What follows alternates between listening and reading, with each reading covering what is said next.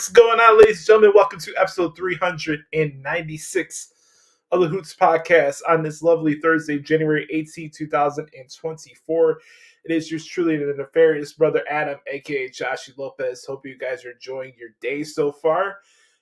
We are just about a week and a half away from the Royal Rumble, which is taking place in St. Petersburg, Florida, Tampa area, home of the Tampa Bay Rays, or Devil Rays if you're a baseball fan for the 90s. Tampa Bay, the Tropicana Field. That's where the Rumble's taking place. And there's so many pontifications out there within the wrestling spectrum, the universe, whatever you want to call what I do here on this podcast. The discussions out there, the questions are being asked, these takes are going out of control these days, regardless if it's a video show, what, radio show, what, satellite radio, what, a podcast, what. There's so many different questions out there. Who's going to win the Royal Rumble? Who should and should not main event WrestleMania this year in Philadelphia? Speaking of WrestleMania, I have my WrestleMania t-shirt that I'm wearing right now, actually, as I'm keeping my hopes up that I could be in Philly this year for WrestleMania 40 and cover the event there. But nonetheless, we got a lot of great things going on here in regards to the Hoots Podcast. I just want to say, again, especially for those who are watching or listening to the podcast for the first time, I just want to say thank you. And I appreciate each and every single one of you for giving this show a chance, whether you've been rocking with us recently or from the beginning. If you're a day one oos here with us and you've been down with us with that day one-ish, I appreciate you. I love having this platform and the opportunity to come here and express my heart to you guys and be vulnerable with you guys, and have this platform to talk about something that's very important to me, which is professional wrestling, but it's also a live podcast where I can share some advice. And I'm going to be doing that in the beginning part of this episode this week and try to give some wisdom out there, because I feel like a lot of people are kind of in too deep with things that they shouldn't be focusing on and not focusing on what's in front of them. And I want to convey that message in the beginning of the show. But there's so many great things going on with the podcast right now. Obviously, we're 4 episodes away from episode 400, which I'm very appreciative to each and every single one of you for rocking with us, man. To think that little old me, who's not run by like a big network or whatever, to have 400 episodes is pretty fucking cool, man. And I'm just very appreciative for those who still care about what I have to say about wrestling. All this stuff's subjective. I'm not smarter than any of you. I don't have sources. My sources is my left and my right eye. That's the sources I got. And it is what it is, man. I'm very appreciative, man. And this is going to be a very special episode this week, because by the time I talk to you guys next week, we're going to reach over 1 million downloads collectively on Anchor, which is run by Spotify. And I just don't have the words to say what that means to me. I don't want to get too emotional. I feel I have that time to myself to just reflect on how grateful I've been able to have this podcast. And the fact that you guys still care this long is pretty cool. So to think that an independent DIY type of show like this could get 1 million downloads and plays, it's awesome, man. I can't thank each and every single one of you enough. We've been putting this show up on Anchor and Spotify for the last 4 years, so to get 1 million along that way is pretty impressive. So it's awesome. Life is good, man. I'm very happy and very appreciative of what's in front of me, and I've been on this journey. I've lost close to 80 pounds in the last 7 months or so since I started this project last year. And life is good, man. I got no complaints, so I appreciate all of you. I want to give a shout out to my boy Andrew Baydala. Make sure to check out his work on TNT with JD from New York. Drew, I don't know if you're still watching or listening to this, my man, but we got to talk shop soon, so hopefully I can get you on here before episode 400. I want to give a shout out to Drew. Drew's not only been a good liaison as far as giving advice with my wrestling pursuits and stuff like that, and life advice, but I appreciate the brotherhood, and I got to not only spend time with him in Tampa Bay for WrestleMania, but also in Dallas as well. And I'm very grateful for the friendship and the brotherhood I've had with Andrew Baydal. He's one of the best people I know who do stuff like this for a living, and I appreciate the kind words, my man. I'll keep grinding. I'll never stop grinding. Um, yeah, so be on the lookout once I figure out when we'll get past 1 million downloads and stuff like that. I think it probably happen after SmackDown tomorrow night, as we're recording this on a Thursday. But nonetheless, I just want to say, man, like it's just wild to think that this show could get 1 million plays or downloads. It's wild. But on today's show, you see the title of this week's episode is called Whose Story Matters the Most. And like I said in the show, there's so many different questions. Who should main event WrestleMania? Who shouldn't? Who should be the center point of AEW? There's so many questions going around the world of professional wrestling. And we have a segment that we do in our main event segment called the Back Porch Q&A, which I'll be getting to a little later on in the show. But I am going to discuss really a lot of the controversies going around with the Royal Rumble. Shocker. It's Royal Rumble season. Nobody knows who the hell they want to win the Royal Rumble match, and everybody's pontificating triple threat matches in the main event of WrestleMania.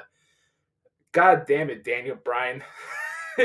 Love you as a wrestler, you're a good human being and all that, but damn, do we need a fucking triple threat match every WrestleMania season because people can't be satisfied with one Royal Rumble winner?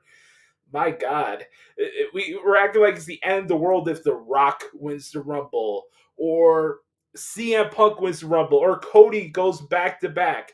Guys, it's business. We're talking about business. There's no right or wrong. Business is not going to be affected one iota whether The Rock, what, CM Punk, what, Cody Rhodes, what, etc. Win the Royal Rumble match. You have a lot of good options. No, Cody Rhodes does not have to win the title at WrestleMania for his story to be finished. So I'll get to that when we get to the WWE segment. And there's just a lot of crazy stuff going on. But for those who are watching live, or if you ever have any questions for me, hit me up at Twitter at the Hoots Podcast, or X. I should be technically right with that, right? So we'll do that.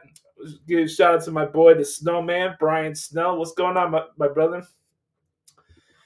You know, they say those that talk out of both sides of their ass are conduct themselves in a jackassian manner, and it's not a good day for those people. But we're going to bring in some positivity today. I'm in a good mood. Surprisingly, I really don't have much to rant about AEW this week. Shocker, right?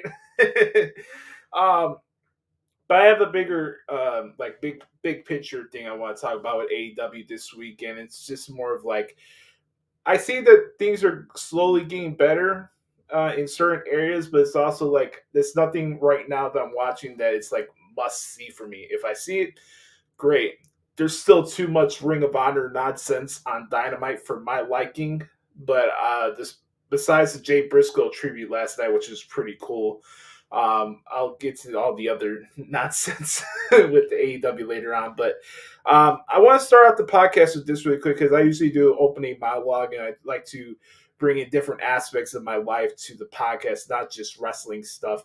And I really try to bring in more positive messages, but it's also times we have awkward and intense conversations where it could get uncomfortable at times because people are uncomfortable with the truth. They can't look at themselves in the mirror. They can't live within what's in front of their screens, and they're not willing to be accountable for their own mistakes and try to get better from different aspects of life. And I've talked about just about everything on this show: relationships, mental health, spiritual stuff. Try to give a different perspective on different things in life. And I don't have all the answers. I'm not a perfect human being. I'm not going to try to pretend that I am. What I am is a grounded individual and a man that's about his business. And I keep to myself. I let my actions speak for itself. And I don't have time to play games with people. So it sucks for me whenever I go on like social media, regardless of the platform, and I see people just bring themselves down such a bad way over minuscule mistakes that they could have avoided themselves. And I really think a lot of the issues with society today really has to go back to a lack of self-awareness and the inability to have some real nuanced conversations. And it's difficult for people. It's hard for me sometimes when I have to hear like criticism or stuff that I need to give myself a different perspective on different things. I've matured a lot in the years of doing this podcast, and in my 10 years of being in the wrestling media. Literally, in a couple months, I'll be celebrating 10 years of graduating from my broadcasting school downtown, the Illinois Center for Broadcasting, and I was 20, about to turn 21 years old. I'm turning 30 this year. There's been a lot of maturity. You've seen me become into a man during this process. And I admit I made mistakes along the way, and maybe I was more irrational when I didn't need to be in certain situations. And um, I feel like I've been grounded and disciplined in a lot of ways. Like obviously, I don't smoke, I don't drink, I don't do that type of stuff. I really don't waste my time on wasted energy. But also just a lot of other things that I could have worked on. Where for myself, I'm my own worst critic. Like I'm way too hard on myself, and I don't give myself enough credit. And that's something that I have had to work on in a lot of ways. And a common issue that a lot of people have is the inability to listen. And I think I've got better over the years with taking time to listen to people, not listening just to react, but listening to people to understand where they're coming from. I don't have to agree with what everybody says all the time. I don't have to agree. I wouldn't say that I'm a glass half empty person, but I'm also not a person that's going to sit here and listen to nonsense because people are trying to convince themselves that they're doing something that they shouldn't be doing. You know, that's just how I roll. But, you know, with the messages I want to share today and helping out some people, one of it is spiritual, and the other one is has to do with relationships. I'm going to hit you with the truth with the first one here, which is a relationship clip. Uh, Brought to you by the good folks at Tonight's Conversations. Very popular podcast, which you can see on YouTube and many different places. They do live event shows and stuff like that. And this is the stuff that you guys don't know about me. I try to take a lot of time and listen to different podcasts and try to gain wisdom about life in a lot of different situations, because tomorrow's not guaranteed. And I really try my best when I'm not like making a transcript or recording a podcast. I'm really taking my free time to really take a step back and reevaluate a lot of different things and try to see what I can do better. And I wouldn't say be a step ahead of people, but I like being there for people when they're going through shit and they need like some real perspective on things, and not something that'll just make them feel better. So that's something you guys may not know about me. Those who do know me know that it's really a big part of my life to help people make them feel better about themselves, but also keep it 100 them. So anyways, enough rambling on here. Let's play the first clip here. This is from Tonight's Conversations, and this is about having emotional intelligence. So let's play this clip here for you guys, and I'll get you to the spiritual one after this one. So here we go. 1 second here. And boom, we got it. All right, let's play this first one here. A part of the reason people are jumping into relationships with strangers is because they're strangers to themselves. Come on. When we have a conversation about emotional intelligence, it always and almost immediately gets steered into romantic relationship. Emotional intelligence, before it's for anyone else, is for self. If you are thorough with how you know you and how you operate, then you start to understand how you relate to other people, things, and places around you. Even before y'all get intimate, you understand how much space you take up. You know what I'm saying? And when you understand how much space you take up, you don't go anywhere that you don't think you could fit. You know your measurements. You feel me? Facts. People don't know how much space they take up, big or small. I'm not saying it's any type of appropriate space. So you get into this relationship with this person and you don't even know your own seasons, let alone that other person's. So you start thinking changed or that they done did this, when you don't know that it's you that's shifting the entire time. Yeah. It's been you, and it's not a bad thing. It's that you thing. just haven't tracked the patterns in your life, because we all have them. Yeah. And until you know your patterns and your seasons, bro, there is no way for you to start tricking your mind and hacking your, you know what I'm saying? You have to have some type of self, like, you don't have to have done all the work, but most people not even self-aware in the relationship. All they know is just performance. You can't teach. But that's a good point, because if you don't have the awareness of self, you won't have social awareness. That's the first part there. I love these conversations. It obviously has a lot to do with a lot of like current relationship problems that a lot of people go through, but it's also relatable because a lot of these people on these panels are like my age, so stuff I can relate to them. And I like that there's like diversity with these type of like podcasts and discussion shows. Now, as far as like the red pill people and Andrew Tate and all these other guys, they could go the fuck home and say fuck them. As far as I'm concerned, I don't take anything that they say seriously. They're castrating as if they're alpha males, but they're not. If you have to label yourself an alpha male, you're not an alpha male.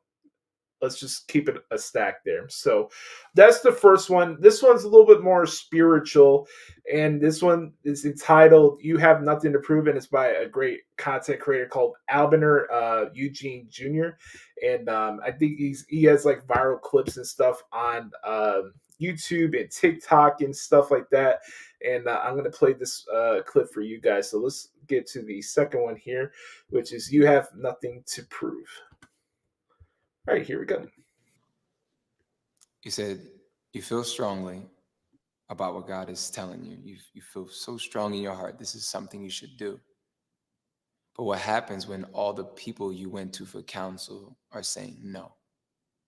And you brought it to even, like you said, people in your family, people close to you. It's like, nah, you shouldn't do this. But you feel strongly you should. This is the crazy part, bro.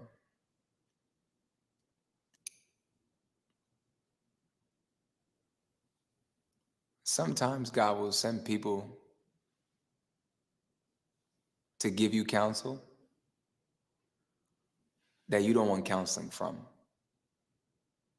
Like you wanted this person to validate the plans. You wanted this person to speak on that. You wanted this person to say, yes, go for that. I'm so proud of you. And what happens is, again, provision is not always your preference. And so you preferred this person to validate the plans. But here comes someone confirming what God is saying, but that's not who you want to hear from. So then you have to humble yourself. God's never going to leave you out just fending for yourself. Again, God is the same today, yesterday, and forever. So he's always going to give you confirmation. And so if you feel like these people aren't confirming the plans, don't let that discourage you.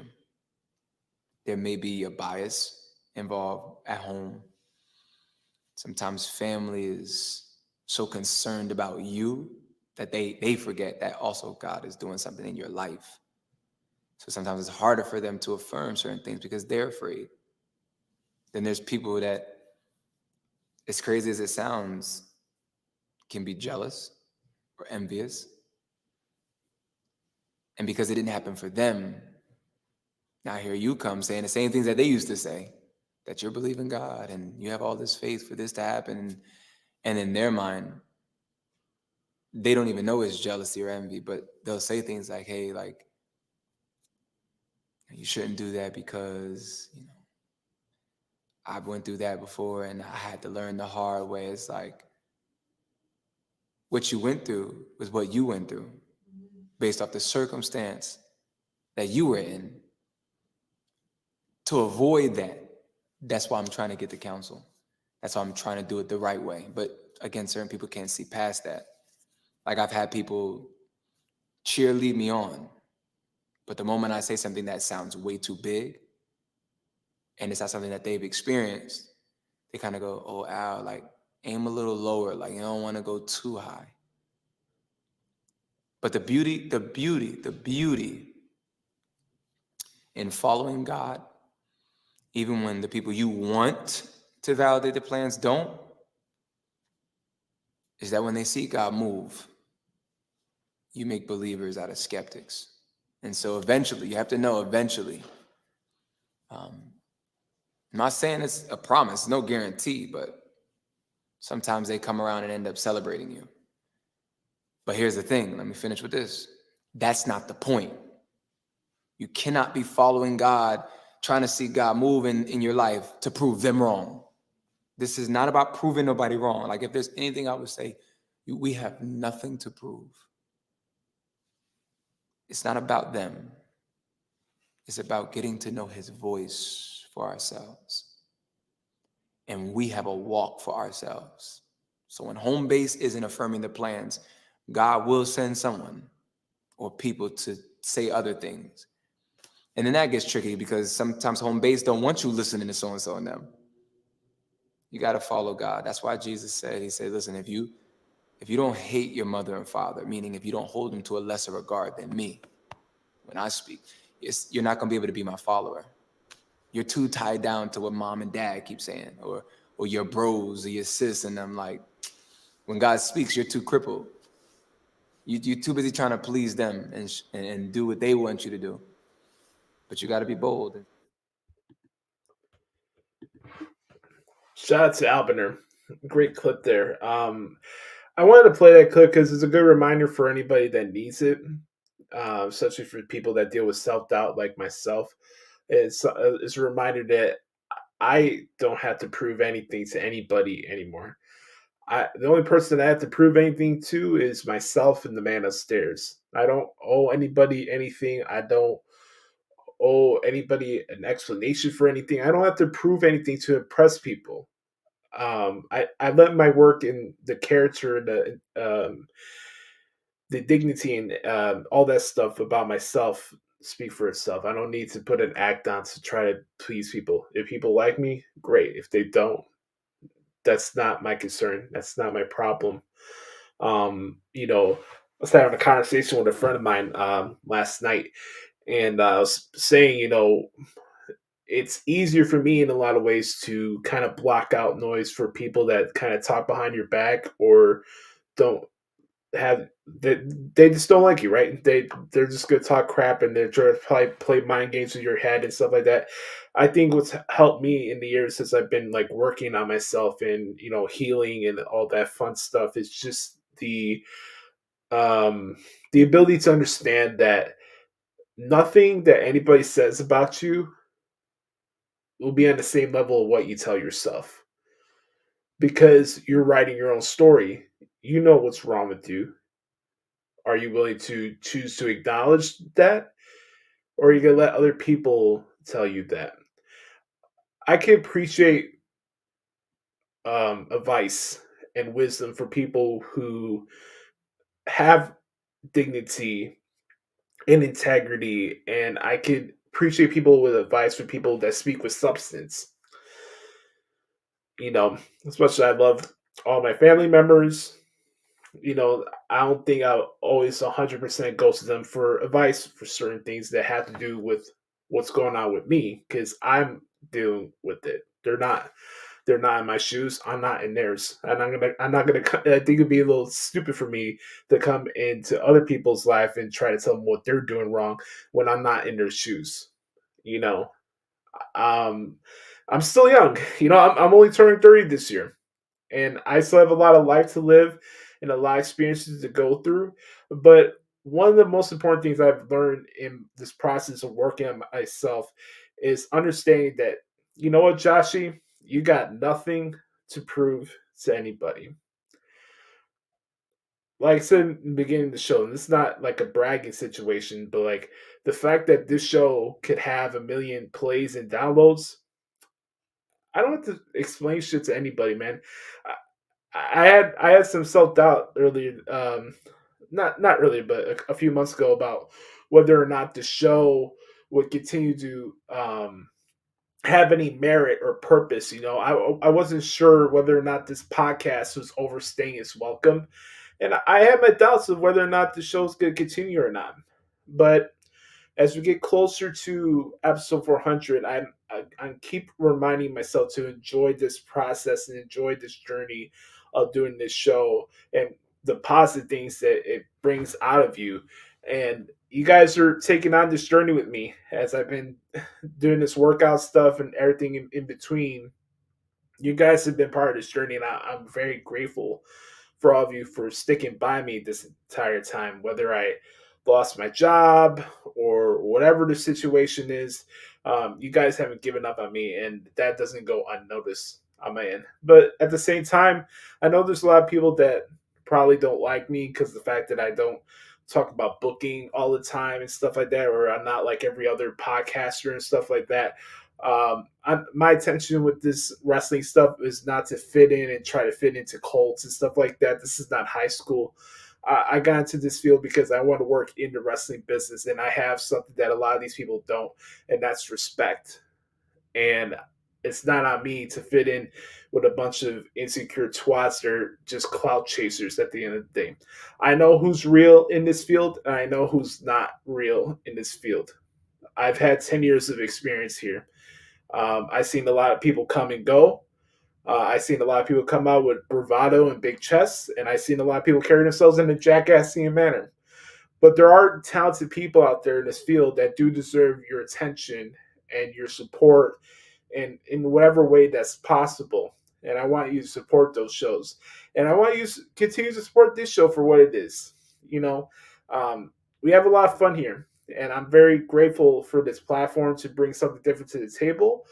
But at the end of the day, I have to remind myself when I go to bed and when I wake up the next day, if I'm blessed to have that opportunity, because tomorrow's not guaranteed, I have to remind myself that I don't have to prove anything to anybody.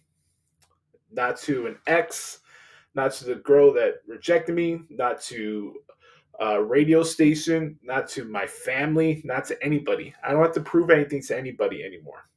So that's the message I want to share with you guys, and I appreciate you guys hanging out with me for this opening monologue. And as we get closer and closer to episode 400, I'm starting to feel a little bit like Leonardo DiCaprio from Wolf of Wall Street, and I'll explain why once we get to episode 400. But on that note, when we come back, we'll talk about what happened this week in WWE right here in the Hoots Podcast.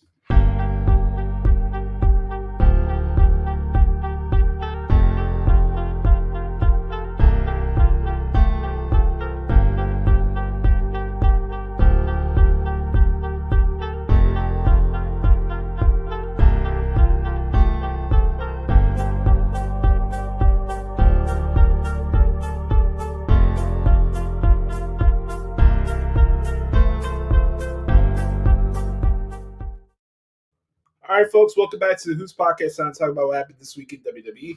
As you guys are watching on video, I got my WrestleMania 40 t-shirt here. Just in the case I don't have the opportunity to go out and cover the event in person, I'm grateful that my mom got me this shirt for Christmas this year. So I like it. It's got the Eagles colors. Obviously, the Eagles were not making it far in the playoffs this year, which is kind of unfortunate because I'm a big Jason Kelce fan. But nonetheless, as my brother Sam Piopo would say, and our little saying that we got together, hashtag Philly is trash. All right. You guys see the title of this week's episode. It's not lost on anybody what the main talking point within the industry right now is about. Whose story matters the most? Who should finish their story first? Everything is story.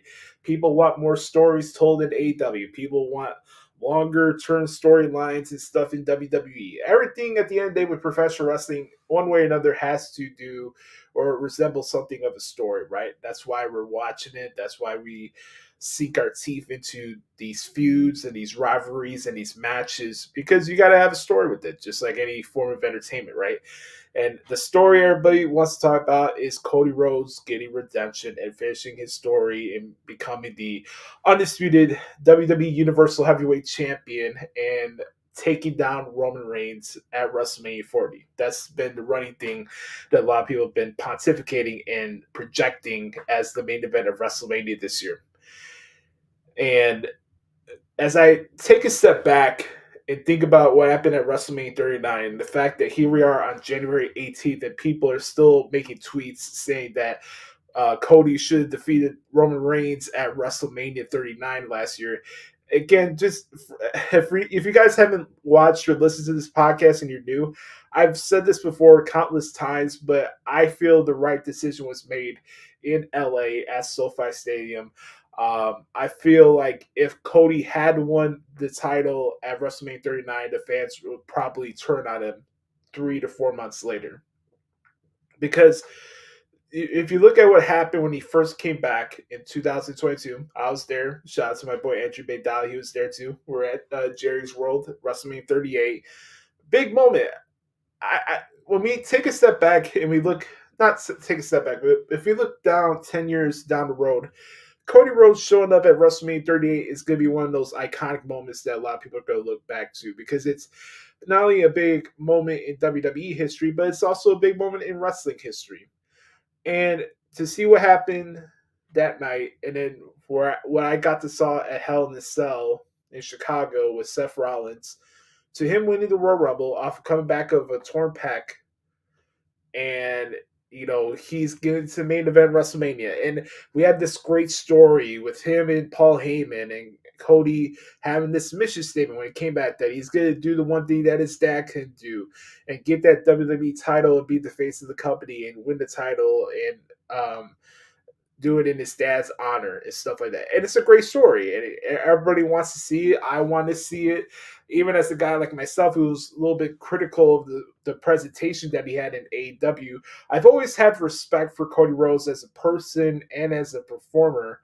And to see kind of like a 180 momentum-wise, if we're being honest here, that the fans have had towards Cody since coming back to the WWE is something that even I didn't see coming. Yeah, I make wrestling transcripts for a living. I share articles on the Dirt Sheet, but I'm not an expert. I'm not going to come here and say that I'm right 110% of the time. I would like to say that I'm more on top of things when it comes to the industry than most people, but we're not all going to bet 100% all the time.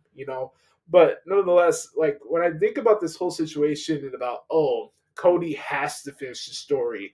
Cody has to defeat Roman Reigns. Does it have to be Roman Reigns, or does it have to be the winning of the gold of that particular championship? And then, we have the elephant in the room. You got the lingering question of whether or not The Rock will wrestle at Perth, Australia at the Elimination Chamber, or will he be part of WrestleMania 40?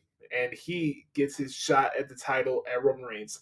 I've always said, for me personally, I don't feel that the Rock and Roman Reigns match needs a title to necessarily quantify it for a match.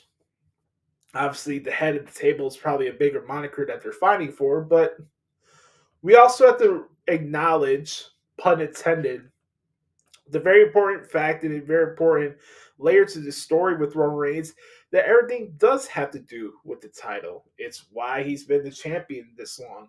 It's why the title was on the line when Jey Uso was coming after him, and they were fighting over status as a tribal chief. You have that prize. You are more or less the guy that runs the island of relevancy. And everything does go back to the championship because that's where it started. That's where that partnership started with Roman and Paul Heyman at the Thunderdome almost 4 years ago. Crazy to think how fast time has gone by, right? And we have a story here with Roman too. And I know I just said it, like The Rock and Roman does not need a title to qualify as a match at WrestleMania. I agree with that. But at the same time, that doesn't mean it doesn't make sense.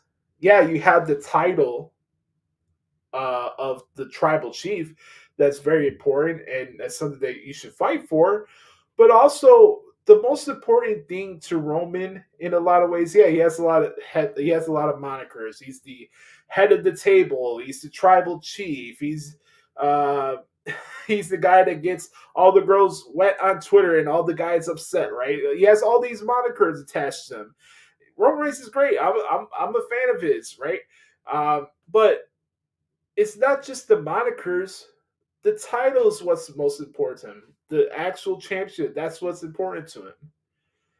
And I think in a lot of ways, what people are not talking about enough is the fact that Roman has proved a lot of people wrong in a lot of ways. Because, yeah, was he force fed when he first became a solo wrestler and the company wanted him to be the next John Cena? Yes, yes, yes. We all get it. We all been there. There's been freaking WrestleMania makes a living off of doing videos where they have to reference the 2014 and 2015 Royal Rumble every fucking day because they have a weird obsession with talking shit about Roman Reigns. We all know the story. We all know the story about him and where he was to where he is now. But I think what's get lost in translation because of the fact that Roman has a reduced schedule and they don't like the fact that he only shows up sometimes even less than Brock Lesnar when he was the Universal Champion. I think what gets lost in the shuffle here when it comes to the Roman story is the fact that he's proven a lot of people wrong. He is the measuring stick. He is the biggest superstar, not only in WWE, but in the industry. Whether you like that or not, whether you like his matches or not, or whether you get upset whether there's a freaking ref bump in his matches or not, numbers and money does not lie. And I think in a lot of ways that gets lost in the shuffle because, again, he's not around as much. He's not on TV. And I think with the fact that we're in this spectrum of society where we're in this microwave wave of watching and consuming entertainment where we have to have all our answers now. We need this now. We needed Cody to win the championship at WrestleMania last year. Okay, Cody does that. He finished his story at SoFi Stadium, and then what? You know, there is that question. What does it look like for Cody Rhodes once he does finish the story? Do people start turning on him? Is people starting to realize that Cody Rhodes, in one way or another, is going to be the John Cena of this next generation? There's a lot of different factors than just okay, I have this fancy bookie take. Cody Rhodes should win the Elimination Chamber, beat Roman Reigns at WrestleMania, leave it at that. Or Cody goes back-to-back winning the Rumble. I mean, it was okay for Stone Cold Steve Austin to go back-to-back winning Rumble matches, but Cody can't. Shawn Michaels did. Did people have an issue with that back then? What I'm saying here is let's have some context here before we lump in assumptions of whose story really matters the most when we get into this WrestleMania season. If you look at Raw this past Monday with Drew McIntyre and Cody Rhodes, that's why I used that as the thumbnail of the podcast this week.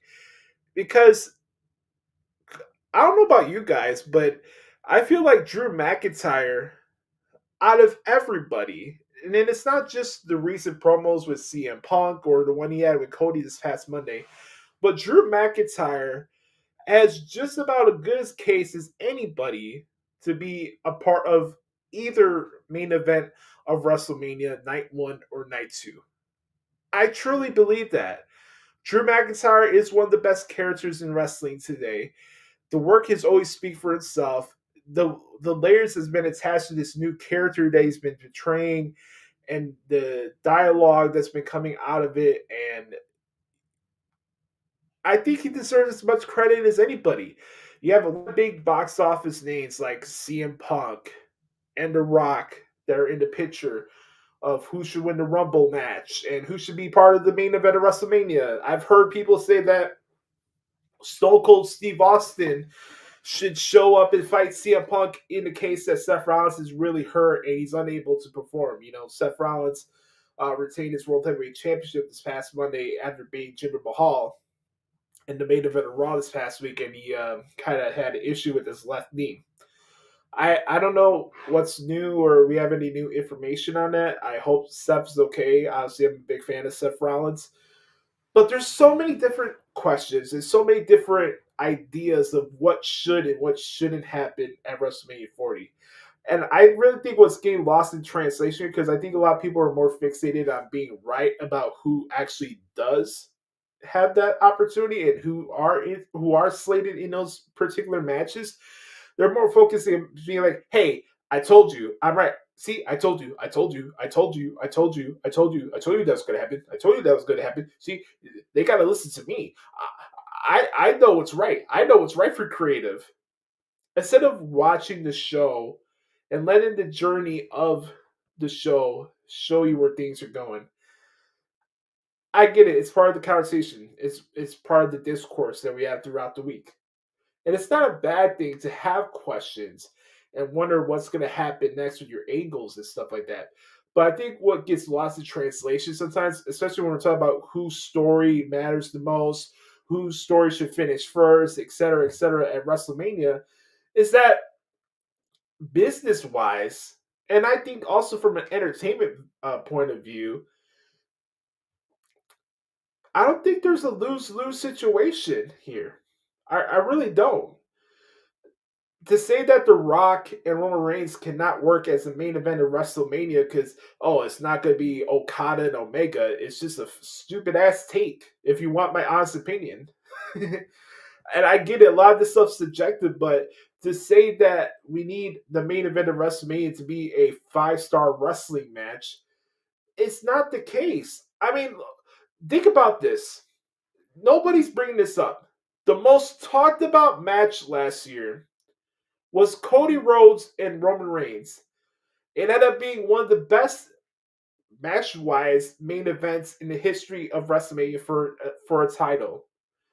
The people did not get the result that they wanted, yet here we are almost a year later, and people are still talking about it. How is that not the match of the year? How is that not the story of the year? Because Will Ospreay and Olivier did a million fucking counter finishes and sequences and stuff like that. I transcribed those matches. I did the Wrestle Kingdom match last year. I liked the match that they had at Forbidden Door. But you see where I'm getting here with that? It's like one way of looking at wrestling is not just what they're doing inside the ring. It's how we get there and the reaction of it. Okay, are people still talking about Kenny Omega and Will Ospreay now like they are with Roman and Cody?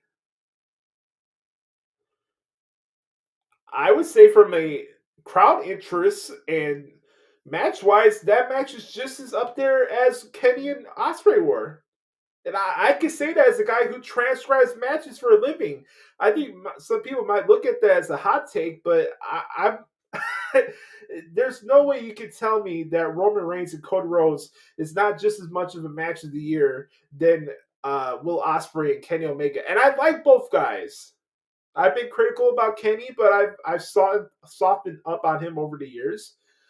I love the match that they had at both the Forbidden Door and Wrestle Kingdom, but go back to what I'm trying to get at here. It's like you don't need a Dave Meltzer 7-star match to be the main event of WrestleMania. So what that The Rock and Roman is not going to be a wrestling mat classic? That's not why we're watching it. It's going to be a fight. It's going to be a brawl. It's going to be entertainment. There's history. There's story attached to it. There's consequences attached to it. It's not just moves and false finishes and fast sequences. So, again, whose story really matters the most at the end of the day? Does CM Punk's story matter? Coming back to the place that he thought he'd never come back to? Come back to fulfill what he already started in 2011? Does Cody's story matter the most because he needs to get redemption for what happened last year? Okay, let's say Cody doesn't win the Rumble this year. He finds a way to win the Elimination Chamber. One way or another, I feel like Cody Rhodes is going to be on these episodes of SmackDown. I know SmackDown tomorrow night is in Atlanta, Georgia, so maybe, just maybe, Cody will be on the show tomorrow night. We'll have to see, Drew McIntyre accused Cody Rhodes of having magical political powers, which I thought was funny. And he's like, hey, why would you bring Jey Uso back to Raw knowing the trouble it would cause? if you really look at the promo, especially that Drew and Cody cut this past Monday, I mean, I think we're kind of like a Michelin star restaurant right now. Like we're just eating off like really good food, a lot of good layers, and a lot of good angles that can go in a lot of different directions. And sometimes we allow like our fantasy wants and needs and fantasy booking takes, like they turn them into shoots sometimes, and that should not be the case.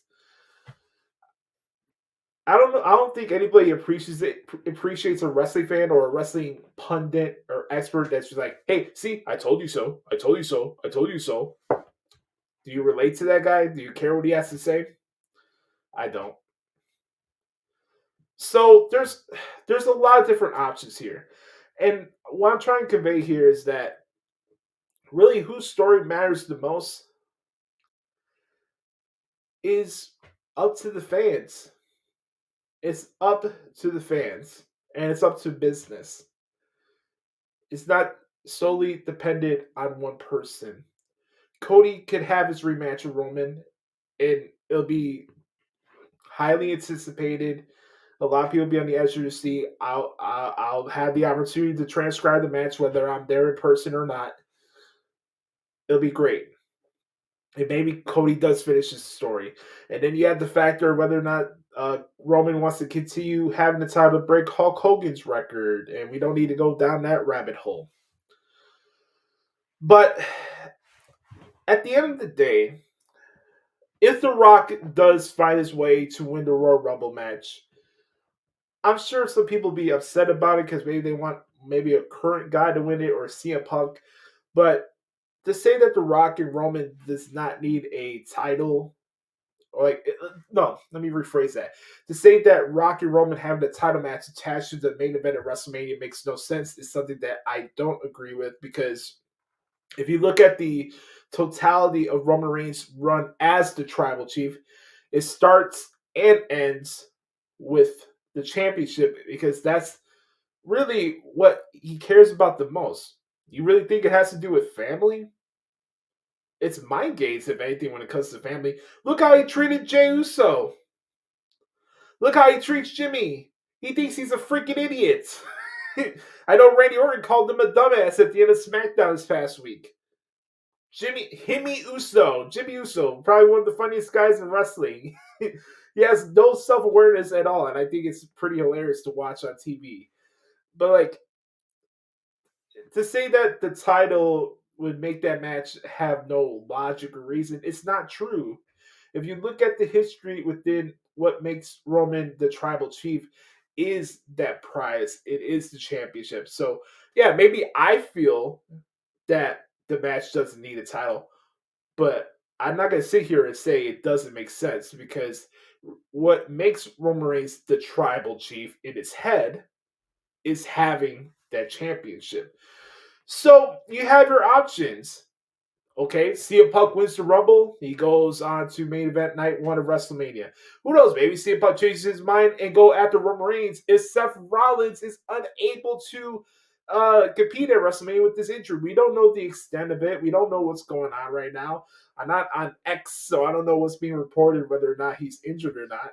But I hope what you guys you're getting a little bit of what I'm trying to say here. So that's what it is. Let me say some other things that stood out to me really quick when it came to this week in WWE. I'm really enjoying the Braun Breaker, Baron Corbin stuff. They're a tag team now in NXT, as they got this Dusty Cup tournament going on right now. It's been enjoyable. Shout out to the LWO guys, Joaquin Wilde and Cruz del Toro. Wilde's been on a roll, man. He's been having these crazy ass spots and stuff like that recently in these matches, and he's killing it. He's been having a lot of barn burners recently. It's been fun to watch. He had Carmelo Hayes and Trick Williams against Malik Blade and Idris Inoue kicking off NXT this past Tuesday. Very good match. I'll tell you what, man. I think for me, the 3 shows that I cover each week on WrestlingHeadlines.com, NXT is probably my favorite one to cover each week. It's fast paced. It's a good flow. Shout out to Shawn Michaels. He probably deserves as much credit or votes for Booker of the Year. If anybody still cares about that stuff, I don't. But if I were to give that prestigious award to somebody, I would give it to Shawn Michaels because he deserves it.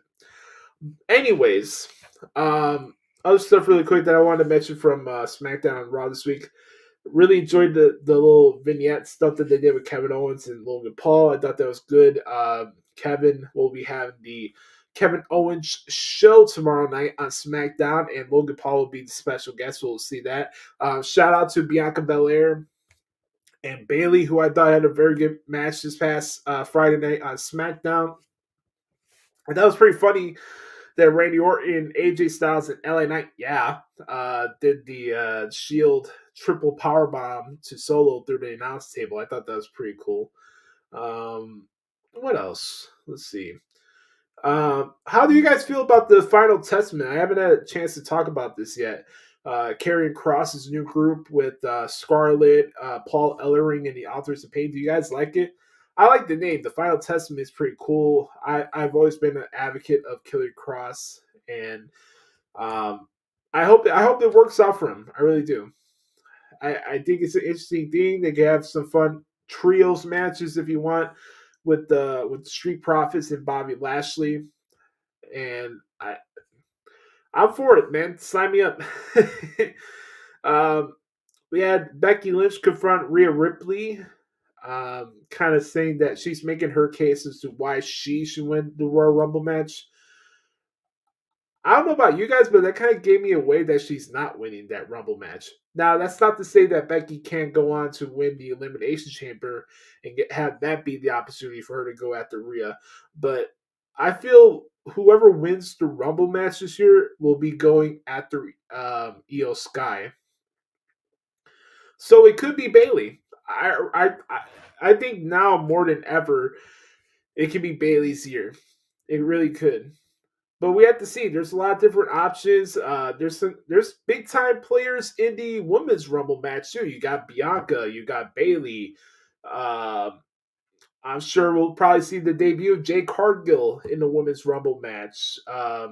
You have a lot of these other talented performers.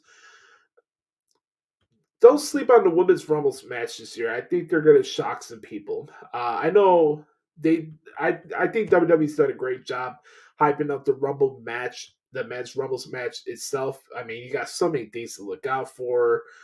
Jey Uso, CM Punk, Gunther declared for the Rumble this week. Really good promo on Raw. Cody Rhodes. Does The Rock show up? Drew McIntyre.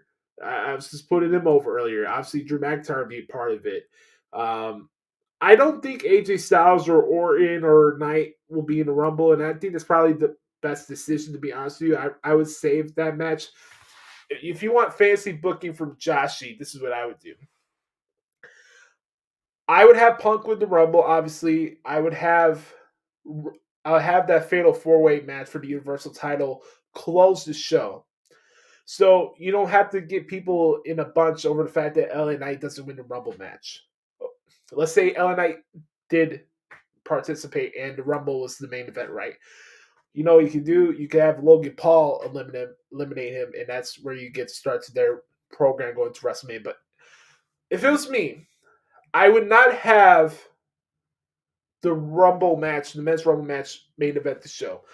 I would do the 4-Way. You save disappointment and tension from the crowd because for whatever reason, when it comes to the Rumble paper, people just get very, very insecure and paranoid. Looking at you, Gabe Neitzel from GKW. No offense, brother. I get it. It's your favorite show of the year. Don't dig at you. I enjoyed the show. I want to give shout out to my boy, Jay Hood. But, people, I think the Rumble in a lot of ways brings out the worst in people sometimes. And I would have the 4-Way end the show, have Roman retain, then you have The Rock confront him after the match is over. That's how I would do it. But that's just my opinion. What else? Again, Our Truth Doesn't Miss. If you haven't seen his interview that he did on Busted Open this week, you should go check it out. It's really, really funny. It's shout out to Tom and Nick.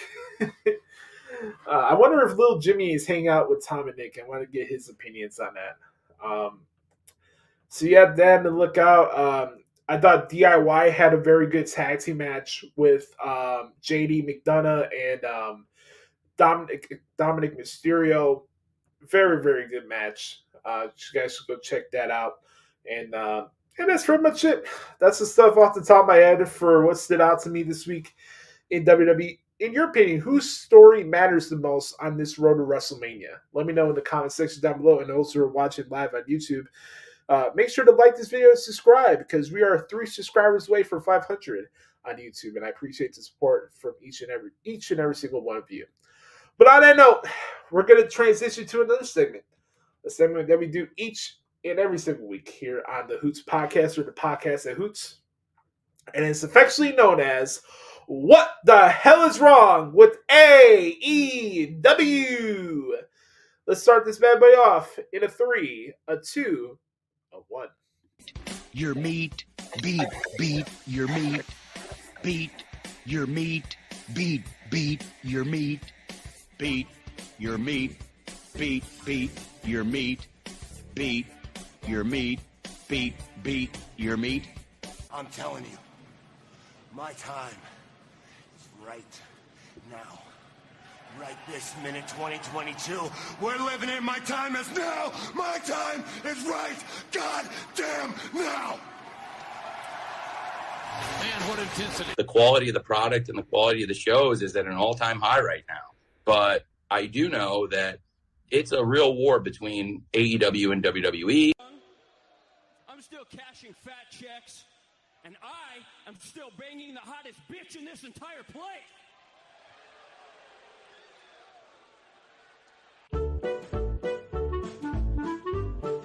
It's time for What the Hell is Wrong with AEW?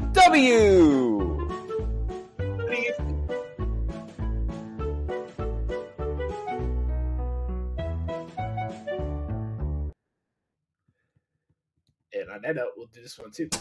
Fuck this shit, I'm out. Fuck this shit, I'm out. No thanks. Don't mind me. I'ma just grab my stuff and leave. Excuse me, please. Fuck this shit, I'm out. Nope. Fuck this shit, I'm out. Alright then. I don't know what the fuck just happened, but I don't really care. I'ma get the fuck up out of here. Fuck this shit, I'm out. What the hell's wrong with AEW this week? Brought to you by the good folks at Fightful and PW Torch, and of course, the Wrestling is Over newsletter. Hope you guys enjoyed your week so far. Let's talk a little bit about what happened this week in the world of All Elite Wrestling. Lots of Ring of Honor stuff on this episode of Dynamite this past Wednesday from Charleston, South Carolina. I believe that's where the show was last night. The show was brought to you by Suicide Squad, so I think it's kind of cool that AEW has these little partnerships here and there with these different video game networks and stuff like that, and they can do promotional stuff like that. I think that's cool. I think that's a cool thing when any wrestling promotion gets to do that, so I think that's cool. I was thinking about it this week. Like, I had a lot to chew on last week when it came to this segment because, you know, Tony Khan was having another meltdown. You had a Twitter war with Eric Bischoff, and Bischoff got to respond this week on 83 Weeks. You guys should go check it out because it was fantastic. I wanted to play some of the clips for you guys this week, but I didn't want this podcast to be too long this week, so go check it out on your own accord. It's just some real top-notch stuff that you're not hearing from anybody else because Eric doesn't give a fuck, and he doesn't have to at this point in his life. So, look, man, I'm not going to come here and say that Dynamite last night was a complete waste of time. There are stuff throughout the show from what I'm watching and observing from afar that I like, and there's not as much stuff that is just making me want to pull my eyes out. But I think for me, when it comes to AEW right now, I just still have the feel that I have to watch it at this time. There's nothing about AEW right now where I feel like it's must-see. Now, you have a couple must-see performers like Anna Jay, obviously, very hot lady. Renee Paquette, same reasons. Saraya. we're not going to get into a waterfall rabbit hole. You get what I'm you know what I'm getting at with that. But still, like, you have MJF, but he's not on TV in a while. What's going to happen next with the Undisputed Kingdom? That's the question that a lot of people are wondering. What's going to happen, right? So we have to be on the lookout for that. You just have a lot of different things to look out for. Samoa Joe's champion. Swerve Strickland's made his sights know that he wants to be the champion. You got Hangman Page, who is kind of having this like Bianca Belair syndrome where he has to be involved with every title match. like he feels like his world's ending if he doesn't have the championship. So you got that going on. We're on the road to Revolution. Sting's about to have his last match in Greensboro, North Carolina. There are some good things developing, and I'll give credit where credit's due to TK and stuff like that in the crew. I've been liking some of the stuff that I've been seeing on Collision. I think it's a cool thing that Adam Copeland's doing like an open challenge where he's fighting younger guys in the roster and let them gain some experience and wisdom from the guy, which I think is pretty cool. I put over the Claudio and Hangman match. I thought that was good. I thought Samoa. Let's start off with this. Samoa Joe and Hook. That was the main event. That's what everybody was talking about going into last night's Dynamite. I like the match. I'll say, man, like I feel for me in a lot of ways, I don't feel like a lot of things with AEW is must see because of the fact that I'm not like making transcripts for Dynamite anymore like I used to, or like the dark shows. But for me, Hook is one of those performers when it comes to like must see. I like the presentation. I've always been a fan of Taz as a person, as a broadcaster, and as a wrestler. Obviously, one of the legends in wrestling. But Hook, I think the sky's the limit for him, man. This guy, there's not a ceiling up that he can't attain. The natural instincts, him being the second generation performer. The promos, the vignette with him standing on the stoop with the snow coming down and him eating pizza. I dig that vignette. I thought that was pretty cool. They got the little Batman signal that they do across the arena where he shows up. I love the presentation that's going on with Hook. I think he has a bright future ahead of him. He's one of the very few people that I look forward to the most when it comes to watching and consuming AEW this week. So I want to give big shout out to him. I know there's been a lot of scuttlebutt today about Hook kicking out the Muscle Buster at 1. I've had my qualms about certain in-ring things when it comes to AEW, but I understood why they did it at that time. So I'm not going to come on here and shit on it because when I saw it, it got a reaction out of me, and it wasn't a negative one. So I can only go off of how I feel at that moment. I'm not really trying to project how other people should feel about other things. I just had to assess the moment as I'm watching it. So when I saw Hook do that part where he kicks out the Muscle Buster and then he gets like on this roll where he's doing the lariats and he does the T-bone suplex, I thought that was cool. The crowd's getting into it. You hear how hype Taz commentary. Obviously, he can't be unbiased during this situation. It's hard to. It's this freaking kid in the main event of Dynamite, fighting for the championship and stuff like that. So I thought that was cool. I thought they did right by Hook. Samoa Joe, I think right now is the right champion for AEW for the right purposes. I want to hope that it's not like a transitional championship thing for him. I hope it's a good, legitimate run, but we'll have to see. We'll have to see with TK because anytime somebody new comes in for WWE, let's give him a title shot. We gotta rush the title onto him, give him the prop. Let's build a new one. Let's make the AEW Galaxy TV Championship. All right, a little too early for the Excrement impression. It's not time for that. I need to calm down. I'm being too loud. So let's get to this nonsense here. Does anybody give a rat's ass about seeing Chris Jericho against Matt Sydal? So within my infinite wisdom, I forgot to do in last week's Excrement impression the fact that there was a Battle of the Belts special that followed Collision this past Saturday night. There was so much wrestling going on this past Saturday that I forgot Battle of the Belts. What a irrelevant brand of shows. I mean, I probably have covered some of them and watched probably like 7 of them, and none of them they're just there. It's not something that I'm clamoring to see. And, oh my God, Chris Jericho and Sammy Douchebag lost to Ricky Starks and Big Bill on Saturday. Wow, big shocker. The Don Callis family got in the way of Jericho winning the tag team titles. Like, does anybody still give a shit about this feud with Jericho and Don Callis and the I'm the Weird Club, aka the Don Callis family? I don't know, man. I'm really hoping once Will Ospreay is like a regular part of AEW that he's not attached to this nonsense. Because we already did the Jericho Ospreay match at Wembley.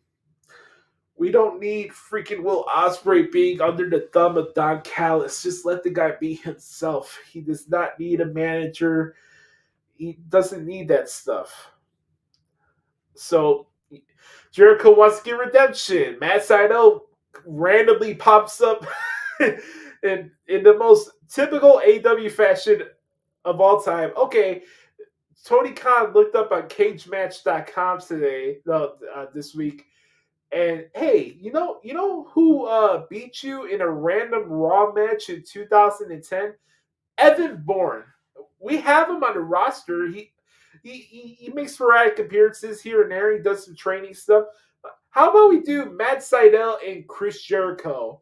Because people will remember that match from 2010. Get the fuck out of here.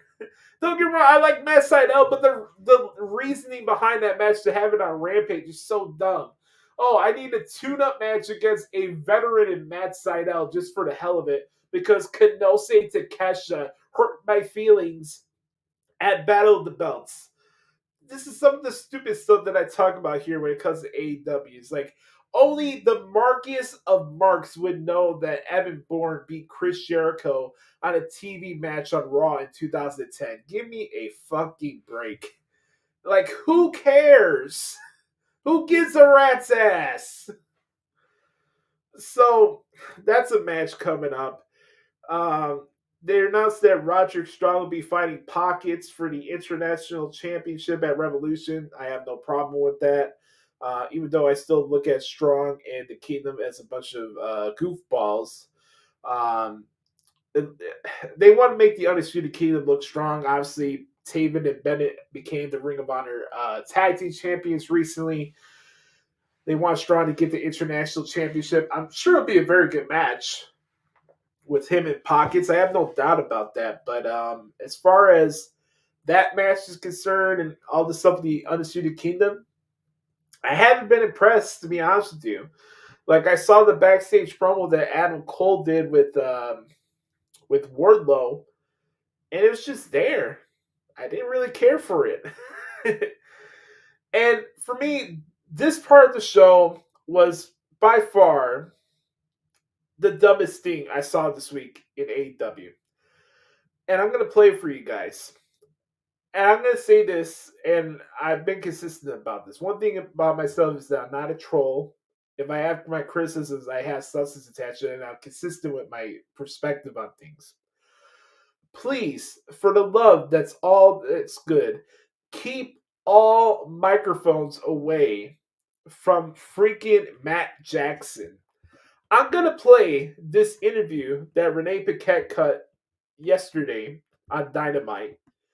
Brought to you by TBS, so we don't have to get people's panties in a bunch here. This is going to be a review segment here. So let me take this beautiful portrait off the screen really quick so you guys can watch this video. But we're going to play a clip here. Got the overlay here. We're gonna play the interview that the Bucks did with Renee Paquette last night on Dynamite. Look at these two twats with their freaking Vince McMahon mustaches. Let's play this nonsense. Guys, it is so great to see you back here in AEW.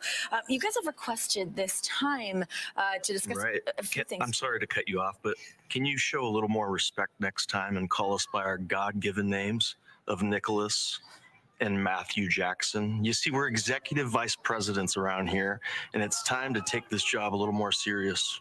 Great point. Okay, well then, starting with that, let's talk about this job and taking things more seriously. I mean, we've seen the temper tantrums, the public meltdowns. I mean, the rumors that we've seen. Rumors. Hang on. Okay. You want to go there? I think I know which rumors you're talking about. You don't believe any of that is true now, Renee? The things that they say about us, the things that they write about us, right? Okay. None of those are true. Okay, it's all fake. But let's say hypothetically, some of that was true, right? Some of the stuff you read was true, right? Let me ask you a question. What would you do to preserve and protect your life's work? What would you do to preserve and protect your baby? You and John got a beautiful daughter, right? What would you do? Huh? I know what I would do. Right? So just think about that when you come at us with rumors again. But again, this is all hypotheticals, okay? Okay? And also, what would you be willing to lose? Would you be willing to lose your relationship with coworkers and your friends? And how about your reputation or your legacy out the window? You know, and if you knew all that in hindsight, would you still do it if it meant that there would be a healthy, sustainable, thriving wrestling company called AEW? Yeah. You know what? I know my answer. The answer is, hell yeah. I'll go back and do it all over again. And speaking of there being a company around, you got your paycheck this week, right? Yeah, you're welcome. Okay, well, switching gears to keep things on track here, let's talk Sting. Let's talk the moment from last week, seeing you guys make your arrival back into AEW. Can you walk me through those moments? When we started AEW, you weren't there in the beginning, so you don't know. But we used to say, change the world. That was the slogan, change the world. And we did. We were disruptors. We were rebels. We spat in the face of tradition. It was out with the old and in with the new, Renee. And for a while we were doing that. We weren't changing the world. And somewhere along the way, we did lose our way. It was like the culture shifted and toxicity creeped into the locker rooms, and the perception of the company was just different. That's all. It was just different. Okay. And I think I know why. I think it's because we started to lean on yesterday's self-serving, superficial, cancerous superstars. And you mentioned Sting. This isn't about Sting. Sting is none of those things. Sting is great. He's a role model employee. He is awesome. The conversation for one of the greatest of all times. I actually am envious of the way that people talk about him. Maybe they'll talk about us like that one day. Okay? However, it's about what Sting represents. Sting is the last of that dying breed, and the image of Sting, it isn't in line with what we wanted to do here at AEW. We wanted to change the world. So unfortunately for Sting, we're going to have to say goodbye to Sting and everybody like Sting. And we would never ask anybody to do something that we weren't willing to do ourselves, Renee. Good point. So is that an official call out to Sting at Revolution for Sting's final match? Well, see that? As EVPs, we'll pull some strings. All right, sweetheart. We got a meeting to get to. All right. I don't know what the hell we just watched there, but okay.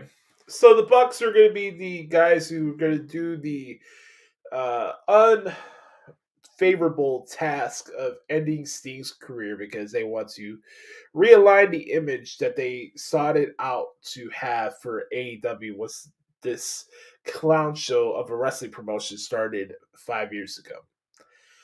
Okay, they want to be Vince McMahon because they're so obsessed with WWE. You see the shitty spray tan as well. You see the mustache, and whether it's this or I saw Jungle Boy douchebag. What did MJF call him? Two-Face dipshit. Yeah, I saw Jungle Jack make his appearance at New Japan's Battle of the Valley this past weekend. And he has the scapegoat thing. Like, he has a little, like, band that writes, like, scapegoat on it.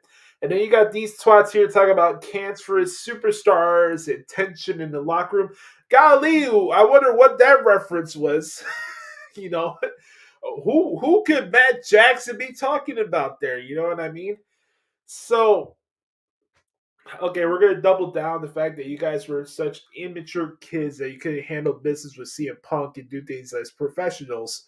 So your way of getting back at the promotion and the fans for noticing that you guys are, one, not good businessmen, and you validated everything that CM Punk said at that scrum. But two, what of anything of merit have you guys done in the last 3 years? The cage match, the Lucha Brothers, like 2 or 3 years ago at Double or Nothing, or All Out, whatever pay-per-view that was. Or it sure as hell was the FTR match that you guys had at Wembley last year. I watched that match. It was there. Nobody talked about it. Well, a lot of people didn't talk about a lot of things when it comes to the Wembley show, because guess what? AEW can't get out of their own way. We got DJ Who made an appearance on Jim and Sam's show on Sirius XM, basically spilling the beans about what happened with the brawl at All In.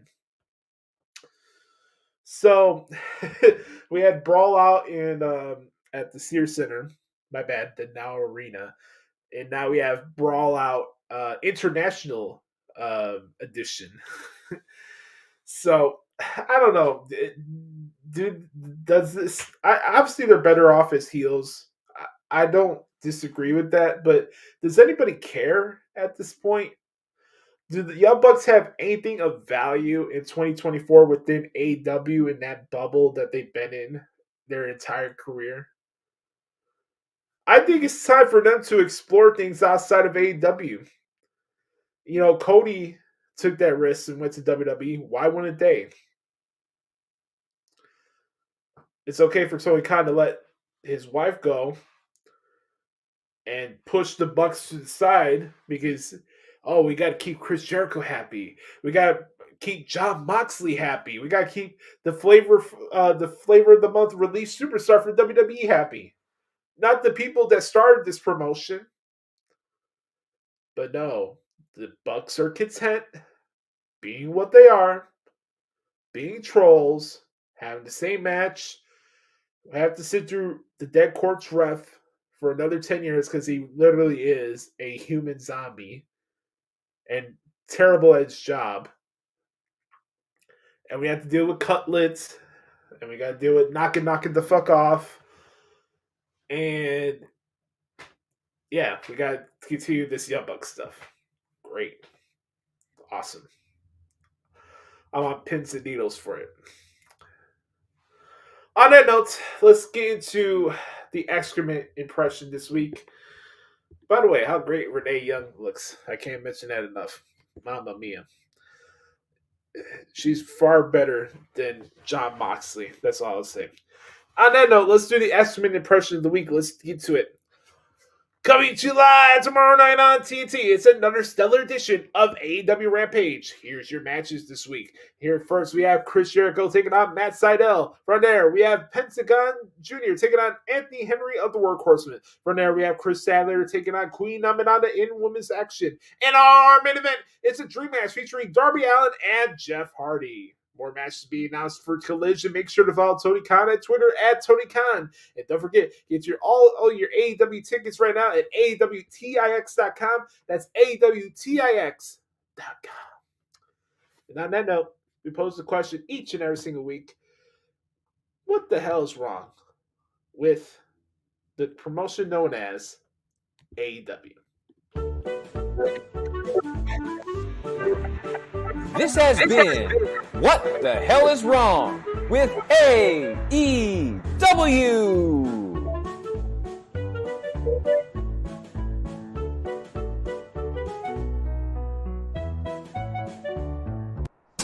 Fuck this shit, I'm out. Fuck this shit, I'm out. No thanks. Don't mind me.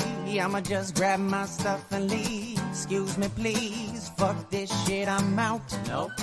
Fuck this shit, I'm out. Alright then. I don't know what the fuck just happened, but I don't really care. I'ma get the fuck up out of here. Fuck this shit, I'm out. Alright, what the hell's wrong with AW's in the book?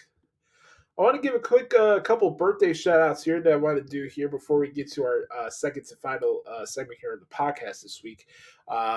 First and foremost, I want to give a birthday shout-out to my former best friend and my childhood best friend, Nathaniel Abad. He turned 30 today, so I want to send out my regards to Nathaniel. Hope you're doing good, man.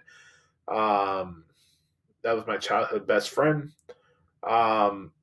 Happy belated birthday, of course, goes out to Issa, good friend of mine from Puerto Rico, Demon Diva. I want to give a shout out to her.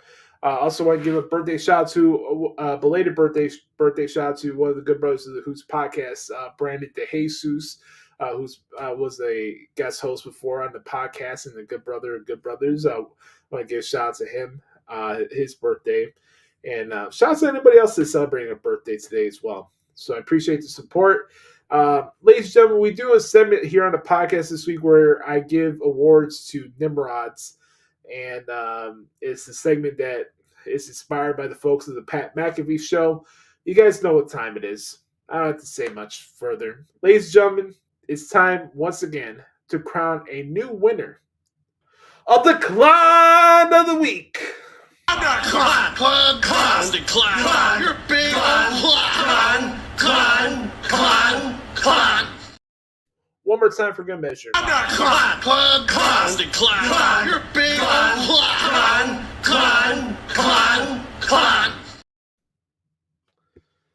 Oh, man. The CLAHN of the Week.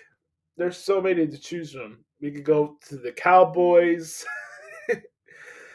Oh, man. Freaking Ray Charles saw that from the grave, man. Oh, my God. I want to pick the Cowboys so bad, but it's such low-hanging fruit, so I'm not going to. I think for me, the CLAHN of the Week this week is going to go to Tony Dungy. I don't know if you guys saw this or not, but, obviously with the NFL, a lot of focus has been on the relationship with Taylor Swift and Travis Kelce and all that stuff. And you guys know me. I wouldn't classify myself as a Swiftie, but I am a big fan of her music and who she is as a person. So if that makes me a Swiftie, then fine. I'll be a Swiftie. His comments about Taylor being a reason why the Chiefs are not playing at the standard that they're used to, I thought was a very ignorant comment. And also for him to say that it's taken away the fun of what makes football. Hey, man, I get it. You're a legendary coach, and I do value your opinion. I think Tony Dungy's been good in this role on TV with NBC for so many years on Sunday Night Football, but in Football Night of America. But, guys, enough with the Taylor Swift hate. Let her be happy. I said it before. Like I'm a fan of New Heights. I respect the Kelce's. I'm more of a Jason fan than I am a Travis. I think Travis carries himself in a jackassy manner sometimes, but I don't have any ill will toward him. I'm not the biggest Sheets fan in the world, but let him be happy, and more importantly, let Taylor be happy. Her being at these games has zero impact on what happens on that football field. If it's that much of a distraction for her to be there, that's more of a reflection on you than it is her. Enough of this stuff already. The news tabloids. Oh my God, Travis Kelce, underwatch. Oh, will Taylor be at the game in Buffalo? Who gives a shit if she is there or not? Let her be there to enjoy her man and mind your business. And Tony Dungy, be better than that. A celebrity artist at a football game should have no amount of anything of an impact on what happens on that field. So if Kansas City loses to the Buffalo Bills this weekend, which I believe they will, it's not Taylor Swift's fault. It's the Chiefs' fault. It's Matt Nagy's fault. Shocker to absolutely nobody. I want to throw that out there first. Secondly, the clown of the week goes to all pundits in the Chicago radio field right now. I think we're doing a disservice to the fans here. And when I say that, Chicago sports fans and media members wouldn't know quarterback development or what's a franchise quarterback if it's slapped in the face, I think this past week in general has been a testament of that. David Kaplan is pumping out his chest about Caleb Williams. Danny Parkins probably wants to get on his knees and do the fellatio on Caleb Williams. And then you got other people are saying that Justice shouldn't go. It's getting really annoying because none of these people know what proper quarterback development looks like. So those are the people you're going to run to say this person's going to save the Bears. Caleb Williams is going to save the Bears. Okay. A lot of experts, a lot of draft mocks saying that the Bears should get Caleb Williams. He's the savior. You don't miss on his top 10 prospect, blah, blah, blah, blah, blah. I've heard it all before. What's going to be different from him from any of the busts of the first round quarterbacks? I'll believe it when I see it. I don't need freaking Todd McShay. I don't need Daniel Jeremiah. And I sure as hell don't need Danny Parkins, of all people, to tell me that Caleb Williams is going to be a superstar and a can't-miss decision of the Chicago Bears. And for Justin's sake, I hope he does go to a different team because he doesn't deserve to be here anymore. Not because of his play. He doesn't deserve this audience, and he doesn't deserve the media nonsense that he has to deal with every season. So for Justin's benefit, and I'm saying this as a diehard Bears fan, I hope you do go to a different team, and I hope you ball out. Because enough is with this shit. Bears stink. What else is new? And speaking of football, let's talk about this really quick. I have Bills over the Chiefs. I got the 49ers mollywopping the Packers again. I have Baltimore beating Houston. And I have the Lions beating the Buck. Jared Goff will beat Baker Mayfield this weekend. It'll be a good game, but I think the Lions will beat the Bucks. So those are my picks for the divisional round of the playoffs. Can you believe it? The freaking Lions could possibly be in the Super Bowl this year? Who would have thunk it? Crazy, man. Dan Campbell definitely deserves in the running for Coach of the Year again.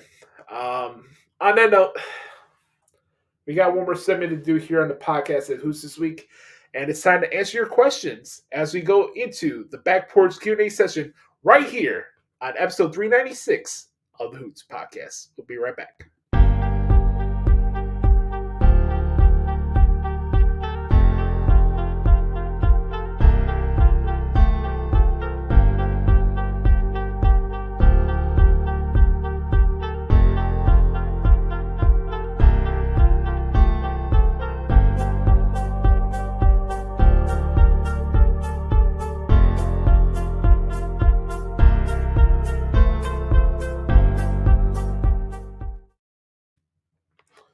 All right, folks. One more segment to do here on the podcast is Hoots this week. Time to get to the Back Porch Q&A session. Like I said at the beginning of the show, if you guys want to participate in episode 400 of the Hoots Podcast, all you have to do is send us some audio via MP3 file to the Hoots Podcast at gmail.com. Send us your audio shout-outs and congratulations for episode 400. And I appreciate the support from each and every single one of you. All right, folks, let's start this off as we usually do here with the good brother Chris Zaletta at XTeenZaletta24X on Twitter. Throw up the X for Chris, or you can do Straight Edge Society name, and you can do that as well.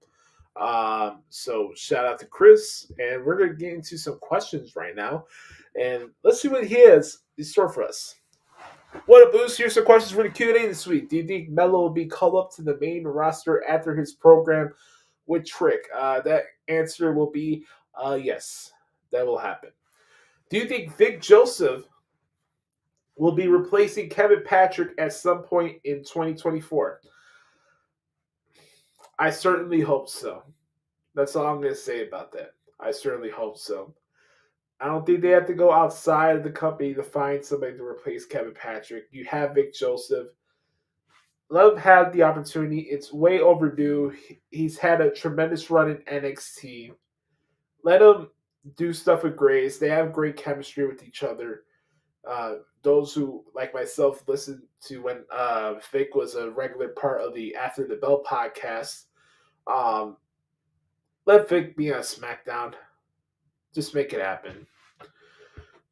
And who knows, maybe give your boy a shot at NXT. How about that? How about Joshie calling some matches on NXT? That'd be pretty cool. Thoughts on Dana Brooke and Dolph Ziggler and TNA? 2 thumbs up on both ends. I think, especially for Dana Brooke, now known as Ash by Elegance, I think she's the right fit there in TNA more than AEW. So I thought it was a good choice for her. And Ziggler, it was a cool moment, man. You know, the crowd got excited. I kind of figured that was going to be the case because sometimes with Impact, especially when it's like Bound for Glory or Hard to Kill, they always like to feature the most recent free agent signing from WWE in these main event spots. It's kind of predictable. I'm not a fan of it all the time, but I thought it worked. And, Nick Nemeth and Moose would have a lot of good matches with each other. So strike when the iron's hot, right? More likely to debut Vengeance Day, Jade or Camille? That's a good question.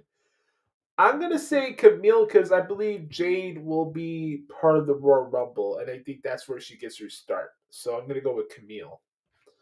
Tama Tonga addressed his future after Wrestle Kingdom. Is GOD likely heading to WWE? I believe they will. I believe in a way that maybe Roman Reigns does lose and takes some time off. But when he does come back, he'll be alongside Tama Tonga and Tonga Loa. I do believe GOD will be making their way to WWE. Or it could be just Tama Tonga and then maybe Tama Tonga and Jacob Fatu become a tag team and they're the new like henchmen for Roman Reigns. Be on the lookout for it. Something to look out for. Let's see. Thoughts on the Final Testament? I'm glad you asked this. I liked it. I liked the presentation. Obviously, anytime I can see Scarborough on my TV, it's a good thing. But I'm very happy for Karrion Kross, and I think this group has a lot of potential to do some really good business. And them having some matches with this Hurt Business, it's gonna be cool. So I'm all for it. I like the name, the Final Testament. It's a cool name.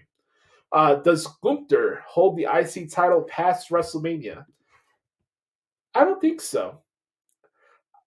I really think there's a possibility either having Gunther fighting Brock Lesnar at WrestleMania, or you could have Chad Gable beat Gunther in Philly at WrestleMania. I think that's still on the table, but we have to be on the lookout for it. Your favorite Briscoes matches? Like I said earlier in the show, I was very happy to see the little tribute that they did for Jay Briscoe last night on Dynamite. I thought that was really cool. My favorite Briscoe matches, there's a couple. One of the last ones that I got a chance to cover of the Briscoes was when they were in NWA. They had a couple matches with Bastia 666 and I'm trying to remember the other performer in that tag team, but they're La Rebellion, Mecha Wolf. There you go. So they're fighting La Rebellion, and they had a little rivalry in there. I thought that was cool. Obviously, the FTR series, be remiss without mentioning that. I really enjoyed the matches that they had with you know, like there's a lot of tag teams, like the Young Bucks, obviously. I like the stuff that they did with the Kingdom. They had a very good rivalry with those guys. I love the matches that Jay Briscoe had with Adam Cole when he was a singles wrestler. So there's a whole bunch of them. But I think for me, if I had to pick one set, it's probably the FTR series. And I think for me, my favorite one is not the dog color match, but the 2 out of 3 falls match was my personal favorite one from that rivalry. But that's just me.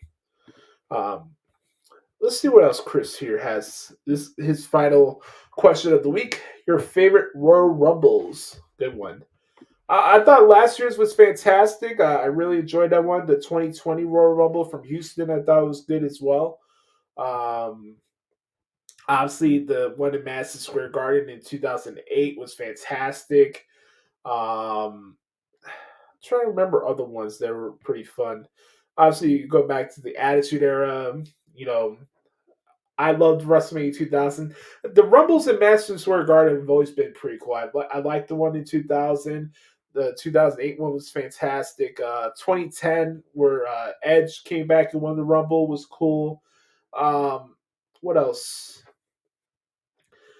I wasn't crazy about the 2002 Rumble. I thought that one was okay. 2001, I think maybe for me, either 90... I think the 90 Rumble or which one did they always say the one from the early 90s was fantastic? Oh, I got it. So for me, it's either the 92 Rumble or the 2001 Rumble is my favorite Rumble match from it. And there's other great matches over the years that we've seen from Rumble pay-per-views like John Cena and AJ Styles. Roman and Kevin had a fantastic one this past year. Seth Rollins, John Cena, and Brock Lesnar for Philly in 2015. Just a whole bunch of them. T's and P's, rest in peace, Bray Wyatt, the one he had with Danny Bryan in 2014. Very good match. A lot of good moments, and I think we're probably in store for some more coming up 9 days from now. So, looking forward to it. Very excited for the Rumble this year. But on that note, let's get to the next set of questions from the good brother Mike Rubio at Main Event Swerve. Let's see what Mike has to say on the docket today. All right. What up, Oos? I hope that 2024 continues to treat you well. Me, not so much, as I'm dealing with a tough bout of COVID. No hospital, but definitely rough to navigate anyway. Sorry to hear about that, my man.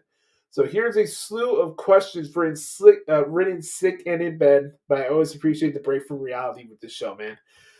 Mike, thank you, man, so much for feel like you wanted to send questions given your state like that. That really means a lot to me, and it doesn't go underappreciated. I want to give a shout out to Mike, too, because his team looked very, very good last week. The Texans found a way to win a playoff game.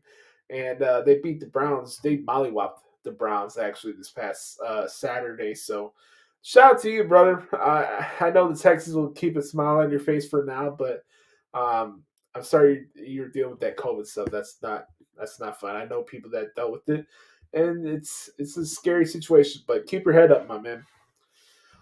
Have you gotten COVID at all, at least since 2020? What was it like for you, and how do you get through it other than H2O, of course? I, knock on wood, I have not had to deal with COVID.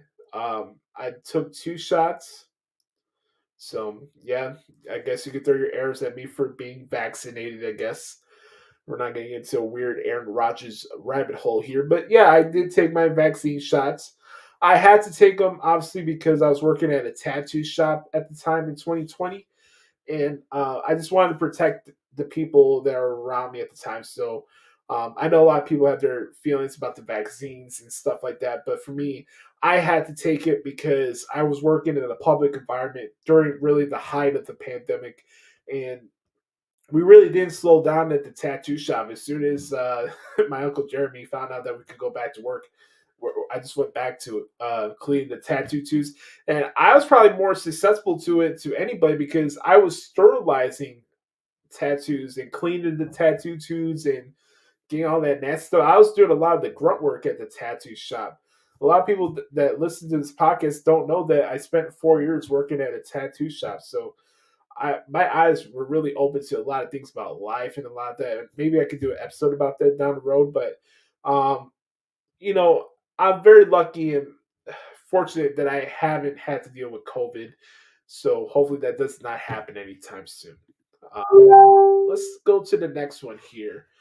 What is your greatest temptation or vice, and how do you deal with it? Oh, brother, I don't know if this is the right episode or right platform to do that right now.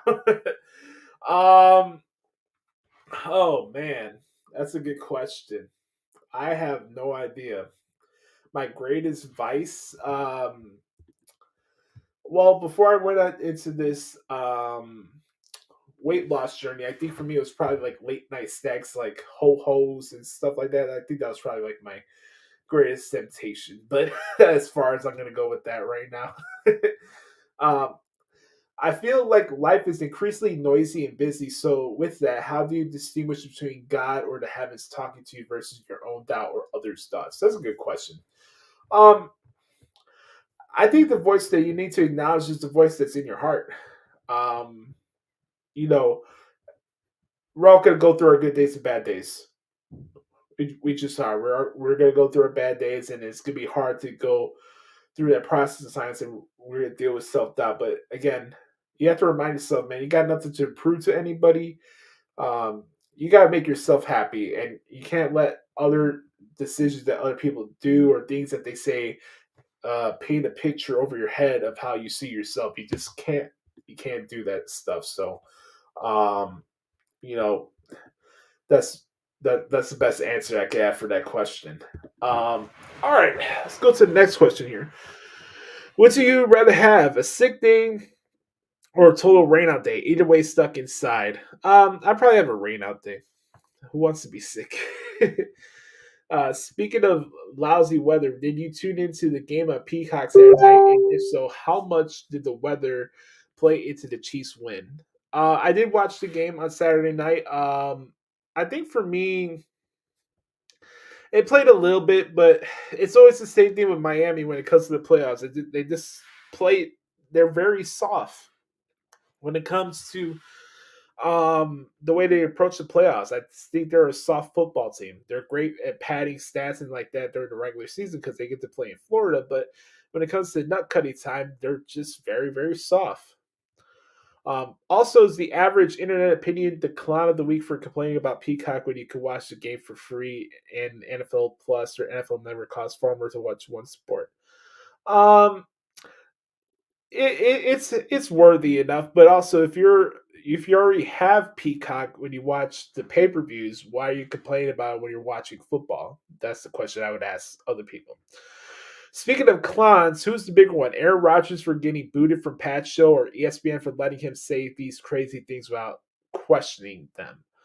I'm going to go with ESPN for being so freaking sensitive to things, Okay, he has a different opinion, but he's not trying to cause harm to anybody. He has an opinion that's different from other people. I don't have to agree with it, but for him to get the boot and he can't appear to Pat's show for the rest of the season, I think it's kind of stupid. But that's the thing that Pat signed up for. You got to be careful with the contracts that you sign.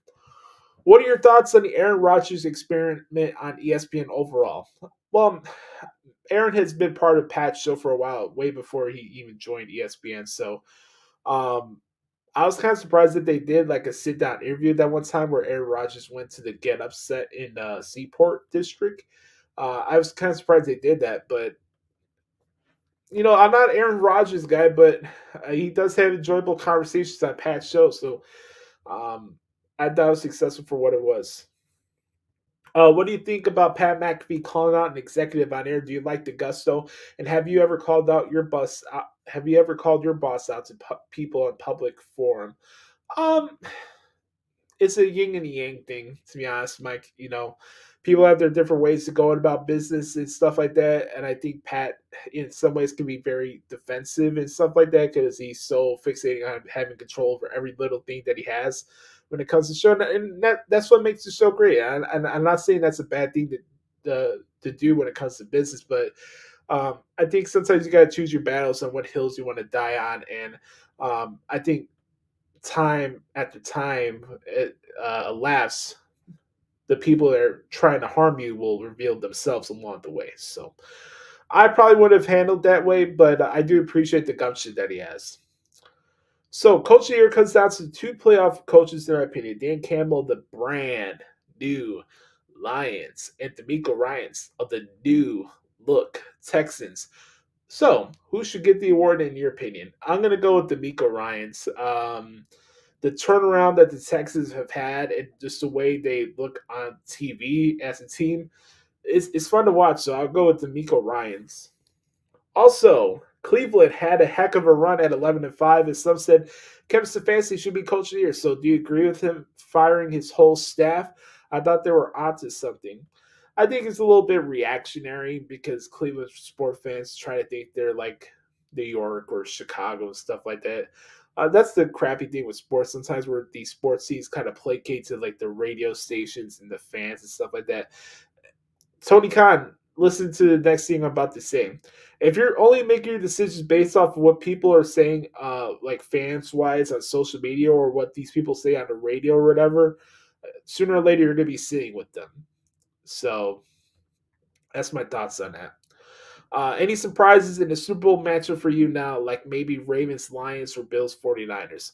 I don't think the Bills and 49ers will be a surprise, but I'm definitely down for the Ravens and the Lions. I think that'd be pretty cool.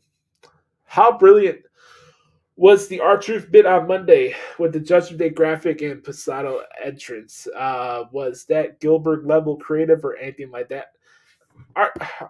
I know I'm not alone in saying that.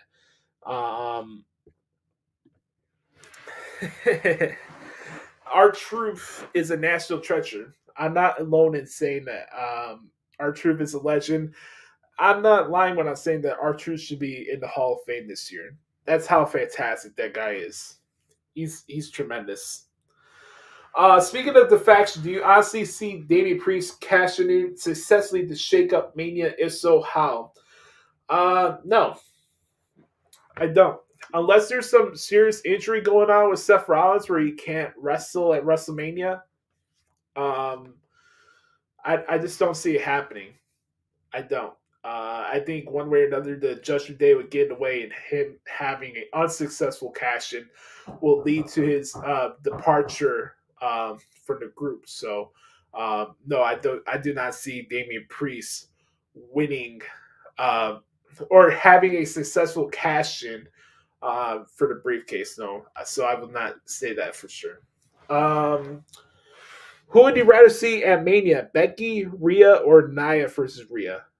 Becky or Rhea. That's an easy choice there. Who do you think surprises us first to return to the airways as we go in 2024? The Rock or Brother Carter? Both are intriguing. No. Yes, both of them are intriguing. You know what, Mike? I believe The Rock is going to be the first one to come back. I'm going to put the ball in Brother Carter's court.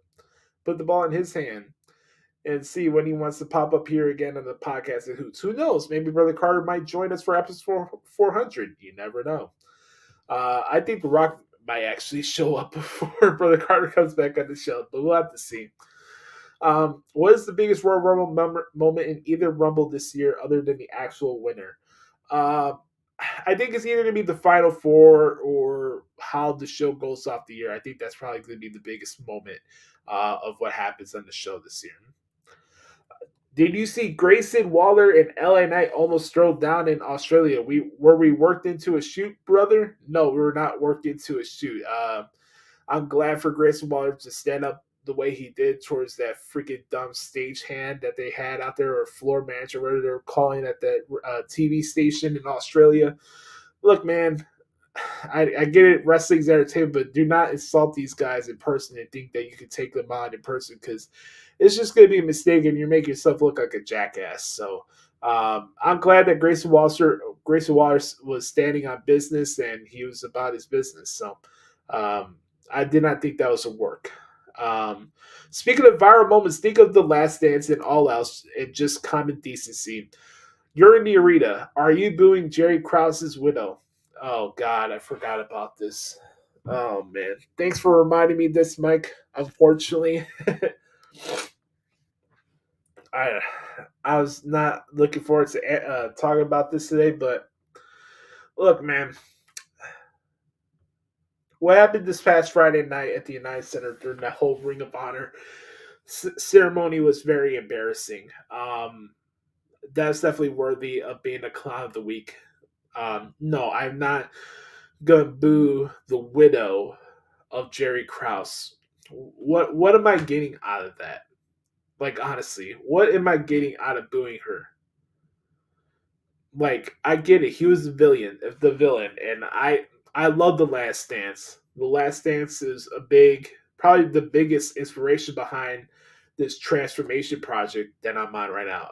Everybody knows. You guys see here in the studio how much Michael Jordan means to me and how much of an influence he's been on my life and stuff like that. But, like, I'm not going to come on here and boo a widow over a guy who passed away almost 10 years ago. I don't care if people don't like him. That's disrespectful, and it's just flat out embarrassing as a Chicago sports fan. And I was kind of hoping that we were better than that, but especially with the Bears conversation going on right now and just the way that most Chicago sports fans carry themselves on social media, I don't think we are better than that. I think the city tries too hard to be like New York and Boston and Philly, and it was pathetic to see, to be honest with you. So, no, I would not boo a widow over the Last Dance. I have some type of fucking class. But unfortunately, when you live in Chicago, that seems to go out the window sometimes. Also, staying in your city, would you rather trade the number one pick or Justin Fields? I'm here to talk of both. I said it before, I would trade the number one pick and keep Justin, but I think at this point, I think they're better off trading Justin and see what you could get in return. Also, I know it's a small sample size, but would you trade Justin Fields for CJ Stroud and picks and cash or whatever, or does he stay put in Chicago? I think Justin is gone. I don't think it'd be fair for Houston to let him go that early, so I don't even think that'd be a possibility, but I don't think that trade is going to happen. We got quite a comparison on Tuesday night, so with that, which one stood out more to you, the champion live Valkyria or the new look Tatum Paxley? Interesting. Well, I saw that tag match, and I did see the turn later on going on with Lecture Lopez and Lola Vice. I'm here for it. They're ready to give each other the beats. But as far as that tag match, and Tatum is cosplaying live Valkyria, I'm sure they'll get into a match with each other sooner or later. I don't know. Maybe it's just me because I'm biased with the whole NXT UK run that I had in covering that show and that brand and seeing her rise and stuff like that. But I'm going to go with Lyra Valkyria. I just love the package and the presentation and how good of a wrestler she is. Literally, Lyra Valkyria's got everything you could want in a female wrestler. And I think she has a bright future ahead of her. So I'm going to go with Lyra Valkyria. But the impression and the comparisons are there. And I thought Tatum Paxley did a good job this past Tuesday on NXT. Last question for the Q&A this week. Speaking of choices, would you have kept Mike McCarthy after the Cowboys did their usual and exited at home in the first round of the playoffs, especially with Bill Belichick or Jim Harbaugh possibly being available? As always, thanks for the honesty, and I look forward to hearing your takes. Stay healthy and safe, Goose. Thanks. Appreciate you, Mike, for your questions. As always, my brother. Make sure to follow Mike, by the way, on Twitter at Main Event Swerve. That's a good question. Does it make a difference whether or not Mike McCarthy stays? Does it make a difference if Bill Belichick is the coach of the Cowboys? Does it make a difference if Jim Harbaugh is the coach of the Cowboys? Until Jerry Jones gets out of the way in football operations, the Cowboys will be what the Cowboys are.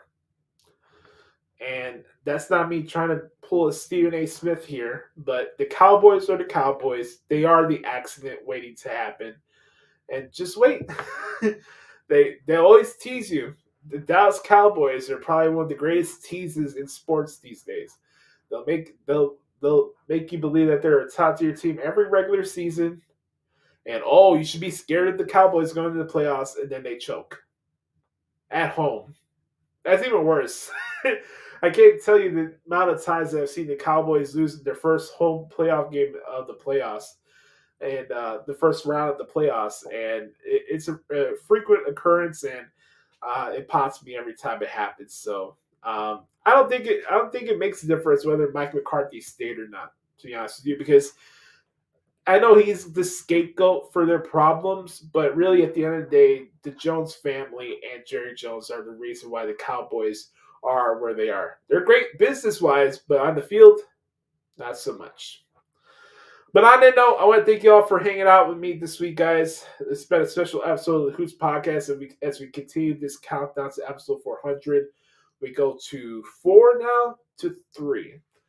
And by the time I talk to you guys next week, we're going to surpass the 1 million download mark here on the podcast at Hoots. And I can't thank you enough for giving the show a chance and sticking with us, even as I was going through my furlough shit this time last year, and not giving up on me.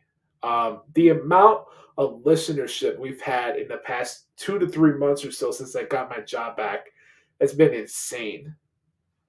It's been insane, man. And to have this benchmark means the world to me personally.